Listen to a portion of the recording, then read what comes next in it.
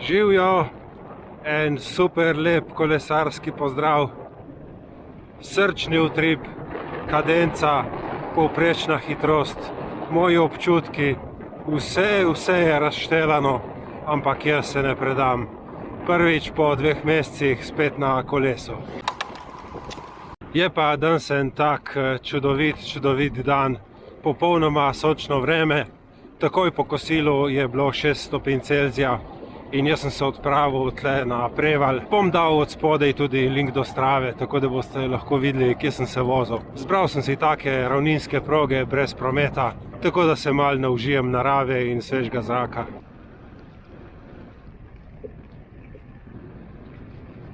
Občutki so nepopisni in moram reči, da v vsem tem času res že nisem več videl dneva in ure, kdaj bom spet lahko kolesaril.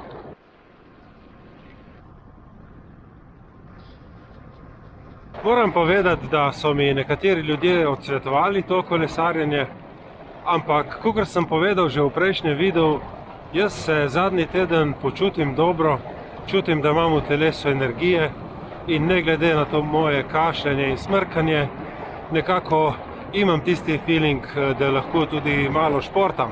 Toplo sem se oblekel, imam res dobra oblačila znamke Force in nogavice iz merino volne, volnene rokavice, volneno podkapo, v glavnem super občutek, da ne bi kdo mislil, da karkoli trpim ali da me zebe. Meni je svetovno fantastično, ne morem prehvaliti, no, res.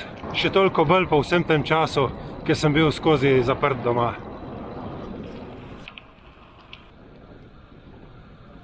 Prva in najbolj očitna stvar, ki jo opazim, je moj srčni utrip. Pri meni je cona 2 med 110 in 130 pulza, cona 3 pa med 130 in 150. Ves čas se trudim, da se vozim v coni 2 in 3. Najrajši bi se v dvojki, ampak mi enostavno ne uspe. Vsak najmanjši klanček, pitje vode, snemanje s kamero, mi srčni utrip že dvigne čez 130. Trudim pa se, da ne grem čez 140, upočasnjujem vožnjo, enostavno pač ne bom pretiraval. Danes je moj edini cilj ta, da odpeljem čim bolj lahkotno vožnjo.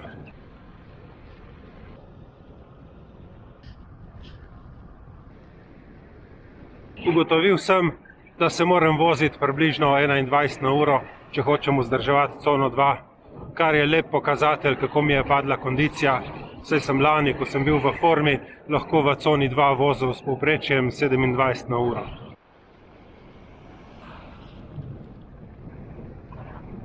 Druga stvar, ki sem jo opazil, je tudi nekako povezana z vzdržljivostjo oziroma s kondicijo. Občutek imam, da so moje mišice enako močne, kot so bile prej, ampak kakor malo bolj pritisnem, mi dviguje srčne utripe. In to bi bilo seveda brez veze, če bi jaz poganjal na vso moč in da bi se vozil v coni 4 ali pa celo 5, se bi sistem samo škodil. Ampak vem, da so tudi mišice atrofirale v tem času in da niso tako zmogljive kot prej. Bi pa rekel, tisti moj občutek je tak, da sem fit, da sem dober, tako da edini pokazatelj moje nepripravljenosti je res samo srce. Kot tretjo stvar sem opazil že po nekaj kilometrih, da me bo danes kar bolela rit. Sigurno ta ni več pripravljena, tako kot je bila prej. In tudi glede na to, da dajem dosti manj sile v moja stegna, se večinoma moje teže naslanja samo na sedež in na mojo zadnjo plat. Zato je tudi zmeraj moj nasvet, če kdo pojamra, da ga rit boli, samo bolj močno je treba goniti, da se čim več sile prenese na stegna, pa se bo tudi zadnjica potem boljše počutila.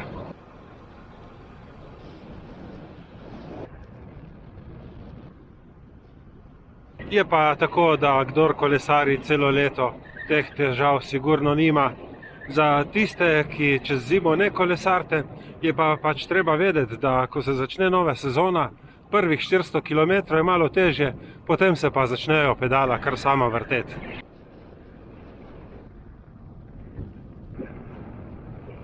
Pa še četrta stvar in tudi razlog, zakaj sem rekel, da je vse razštelano, je ta moj občutek v rokah, v ravnotežju, Zdi se mi, kot da se ne znam več voziti s kolesom, nimam tiste sigurnosti, tako občasno me zanese za kak milimeter, tako da to moram spet priti noter v vajo, to vem, da je samo občutek, ampak vseeno, ne, tisto, da si 100% prepričan v svoja dejanja, v svoje premike, kretnje, to pač moram dobiti nazaj.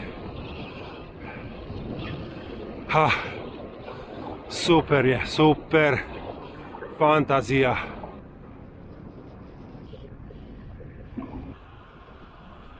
Vse ostalo, če bi sploh lahko rekel, da je še kaj ostalo, je pa ok. Nimam nobenih pripomb, nobenih bolečin v vratu ali pa v rokah. Tako, fajn je, moram reči. Res, če ima kdorkoli pomisleke, a se odpraviti na kolesarjenje, da je mogoče premrzlo, da se ne bo počutil v redu. Jaz vam povem, da česa lepšega, kakor je zimsko kolesarjenje, si enostavno ne morete podariti. To je neprecenljivo, res, neprecenljivo, pogrešal sem to, prav ful.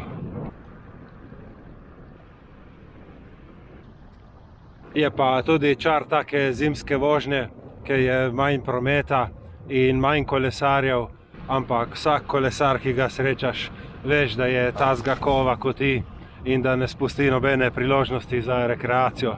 To mi je super, tako pol se pozdravimo, čau in pičiš dalje. Glej, in s tako lahkotno vožnjo sem v 1 uri in 10 minut lepo priplužil do Carmina. Italijani mu rečejo Cormons, ime zveni precej francosko, lahko bi bilo Cormon. Ampak ni, to je v Italiji, Carmin. Na števcu imam 25 km, jel bom obračati proti domu, tako da nekje računam na enih lepih 50 km v kakšnih 2 urah in pol. In koga briga, kaj je to važno, razen to, da se imam jaz super lepo.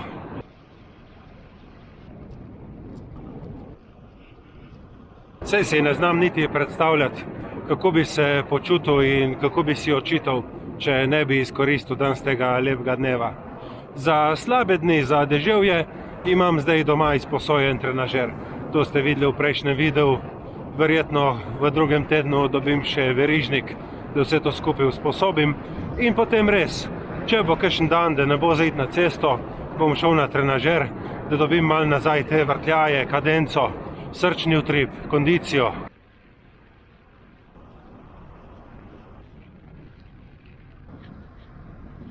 Sem pa bil kar precej v dilemi pred današnjo vožnjo, ko sem se nekako že odločil, da grem kolesariti, ali bi šel s specialko ali bi šel z gorskim kolesom.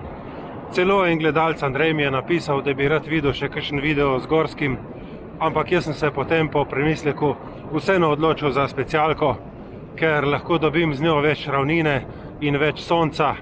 Na gorskem kolesu bi porabil več energije. Pa tudi, če je že kanal Road Bike Adventures, potem se spodobi, da je prva vožnja za otvoritev sezone narejena s specialko. Bom posnel tudi še kakšen video z gorskim kolesom, brez skrbi. Sem pa rekel danes ženi, prej ko sem šel, tako da grem za kakšno urco, oziroma dokler me ne zazebe, ampak zdajle po 1 uri in pol, me ni zazeblo niti v prste na nogah. Tako da to je ta super občutek in pa seveda tudi adrenalin.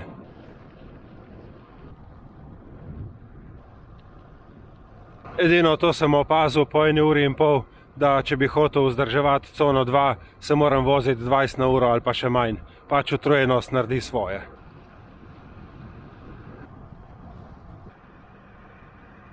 Se pa zavedam, da taka publika, kot ste vi, zelo različni rekreativci, kolesarji, športniki, radi tudi vidite različne vsebine, tako da jaz se bom še naprej potrudil, da vam posnamem kakšne zanimive videoposnetke. Lahko vidite tudi sami, da gre za popolnoma pristno izkušnjo. Jaz ne delam video vnaprej, vsakega posnamem sproti, ne filam jih s starimi posnetki, ampak to je to. Dejansko gre za nek vlog, ne pa za kolesarski kanal. In česa lepšega, kot je ta moja publika na YouTubu, si človek res težko zaželi. Tako da jaz se vam bi še enkrat zahvalil za vso podporo. Hkrati pa seveda hvala za pozornost in se vidimo prihodnjič. Čau, čau.